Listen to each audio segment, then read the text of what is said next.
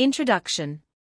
Imagine having the ability to remain calm under pressure and respond rationally rather than impulsively in challenging situations.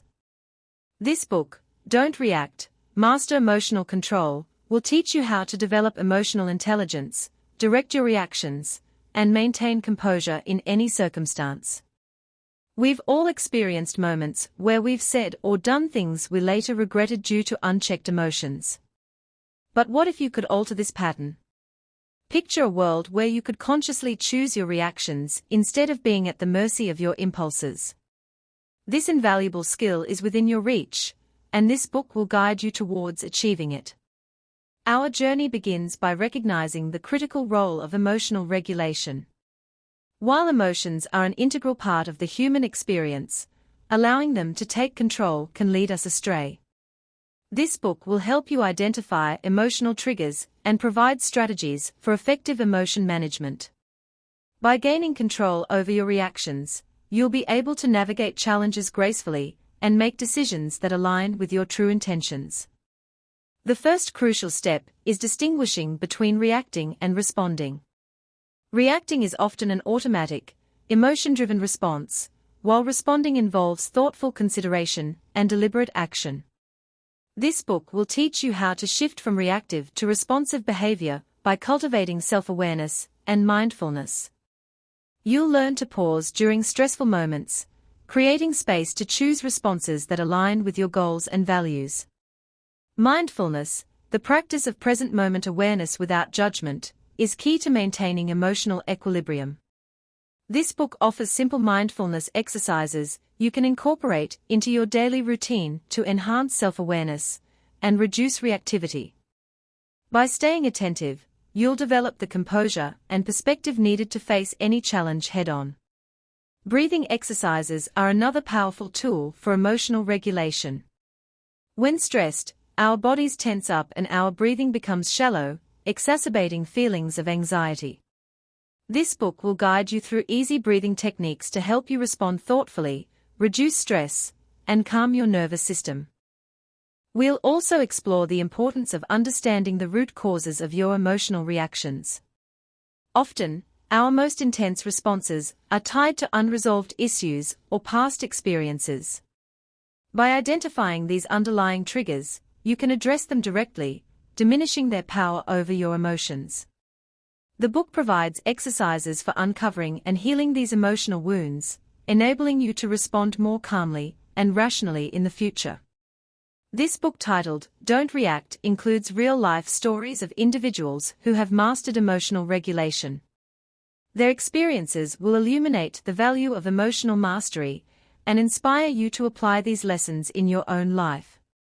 You'll discover that improving your relationships, decision-making, and overall quality of life are all natural outcomes of learning to control your emotions. As you embark on this transformative journey, remember that the ability to manage your emotions is already within you. By mastering the art of non-reactive response, you can create a life filled with calm, clarity, and purpose. Welcome to Mastering Emotional Control. Let's begin this life-changing adventure together and uncover the strength that comes from being in control of our emotions. Imagine having the power to control your emotions, not allowing anger, frustration, or sadness to dictate your responses. It's not about suppressing emotions, but understanding them, regulating them, and using them wisely. You've likely experienced situations where you reacted impulsively, only to regret it later.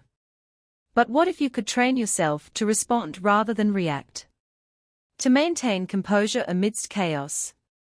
Here, we'll delve into a methodical approach to using non-reaction as a tool for emotional regulation, offering a fresh perspective on the subject. Are you ready to embark on this life-altering journey? Chapter 1: Understanding Emotional Triggers. Have you ever wondered why certain situations or comments instantly provoke anger, sadness, or anxiety? You're not alone. These sudden emotional reactions are often caused by what we call emotional triggers. Understanding these triggers is the first step towards gaining control over your reactions.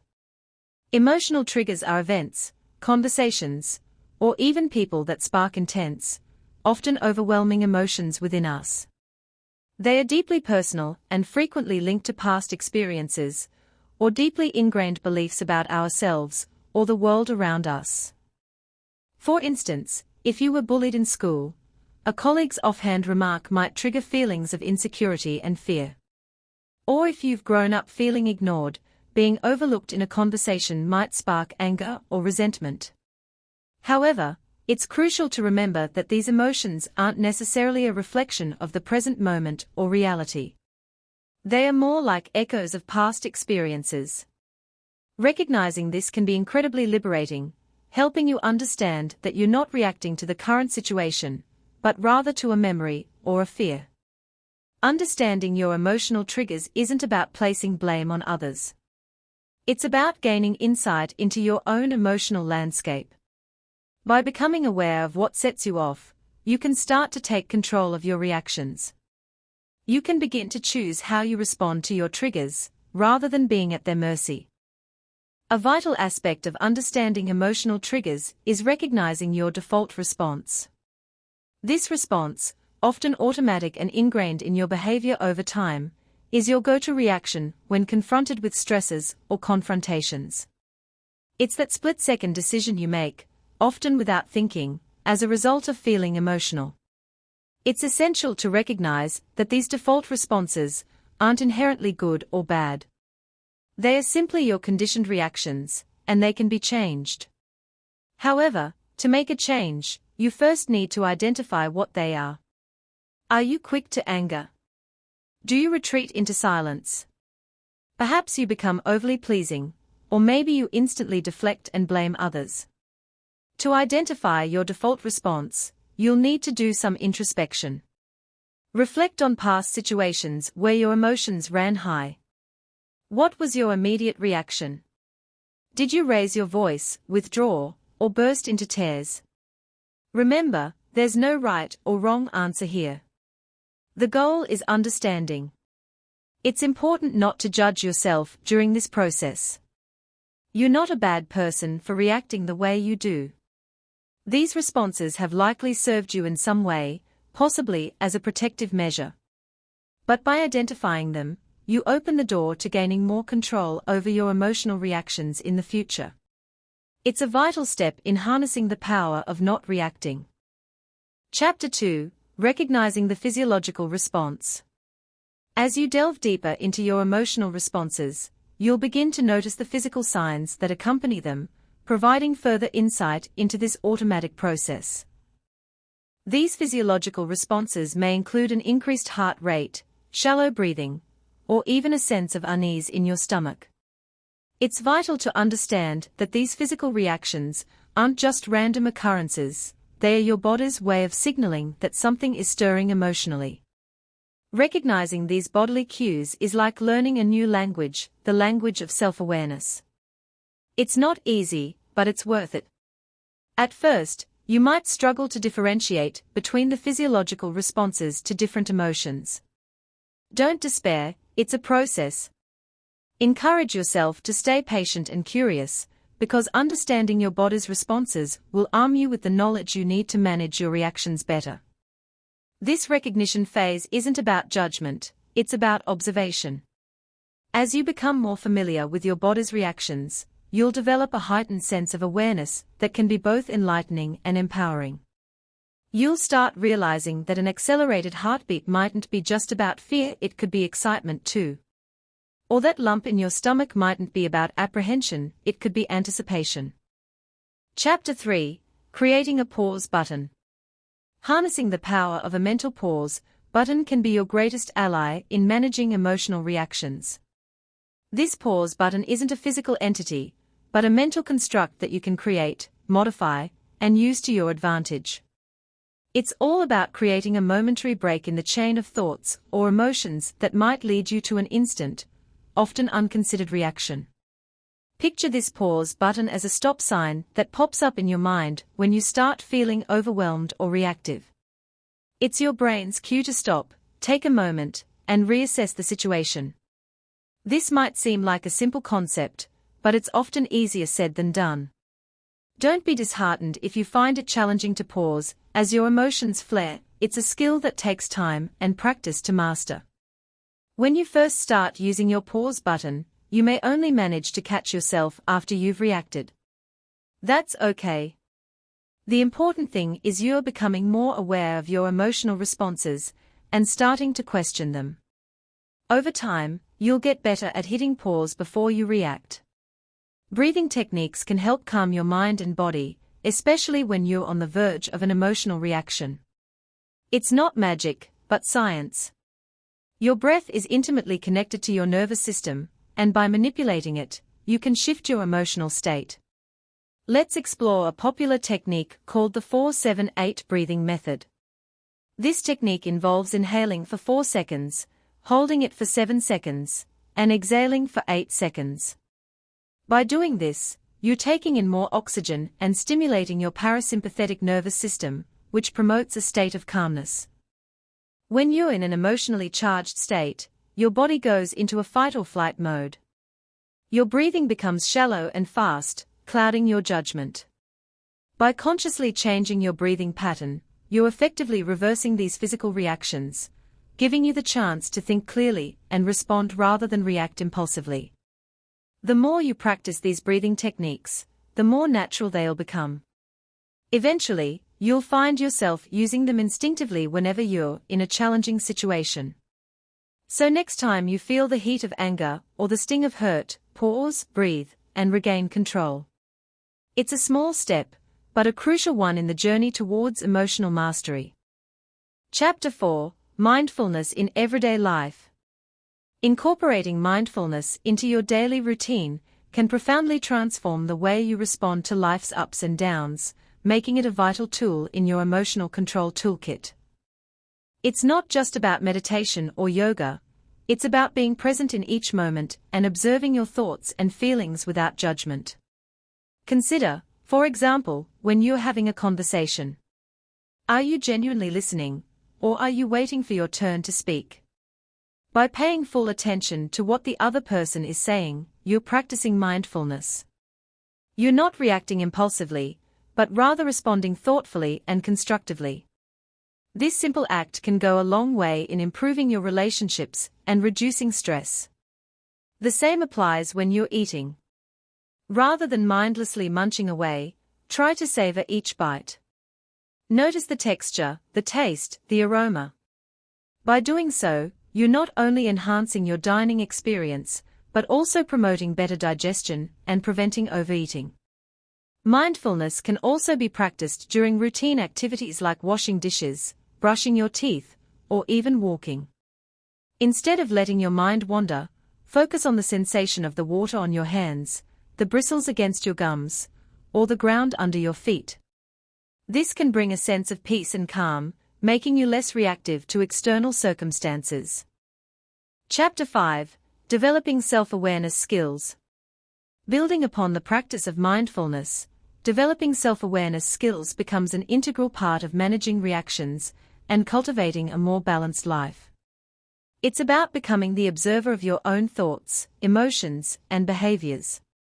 This self-observation isn't about judgment or criticism, it's rather a gentle and compassionate inquiry into one's own inner workings.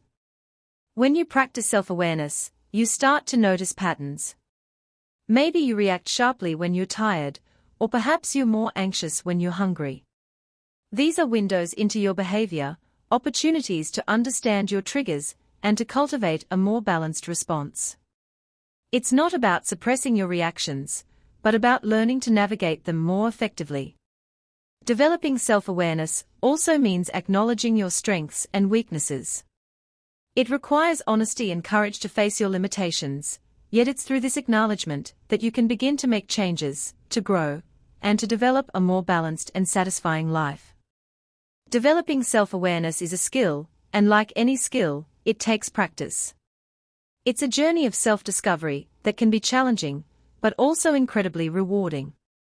Sometimes, having an objective and empathetic listener like a counselor or a coach can provide valuable insights and guidance. Traversing the sea of emotions, labeling and accepting them becomes a crucial step in managing reactions. It's not just about identifying your emotions, but also acknowledging them, even the uncomfortable ones. This process allows you to understand your emotional patterns and their triggers, thereby gaining control over your reactions. The first thing to do is to recognize your emotions as they come. Are you feeling angry, sad, frustrated, or anxious? Don't shy away from these feelings. Instead, name them. Say them out loud or jot them down. This act of labeling creates a psychological distance between you and the emotion, enabling you to observe it rather than being consumed by it. Acceptance follows labeling. Acceptance, though, doesn't mean resignation or complacency. Rather, it's about acknowledging that these emotions are part of you and they have a purpose. They are signals telling you something about your environment, your situation, or your inner state. Recognizing that your emotions, even the negative ones, are there for a valid reason helps you to accept them. Remember, accepting your emotions doesn't mean you have to act on them. You're allowed to feel angry without lashing out, to feel sad without sinking into despair. Acceptance simply provides the clarity to understand these feelings, lessening the power they've over your reactions. Labeling and accepting emotions is a skill that takes practice, but with time and patience, you'll find that this process can lead to profound personal growth and improved emotional control. It's a pivotal step in harnessing the power of not reacting. Chapter 6: Reframing Negative Thoughts. After mastering the art of labeling and accepting emotions, it's time to tackle another essential skill: reframing your negative thoughts. This mental exercise requires you to consciously choose a positive or neutral interpretation over a negative one. It's about transforming your perspective to see situations from a different, more empowering angle. Consider this: you're stuck in traffic and you're late for a meeting. The frustration surges and you think, "This always happens to me. Why do I have such bad luck?" This is a negative thought process that can spiral out of control, leading to heightened stress and anxiety. However, by reframing, you might think instead, "This traffic gives me time to relax and listen to my favorite podcast before the meeting." Reframing isn't about denying reality or avoiding negativity. It's about widening your viewpoint, acknowledging the existence of different perspectives, and choosing the one that serves you best.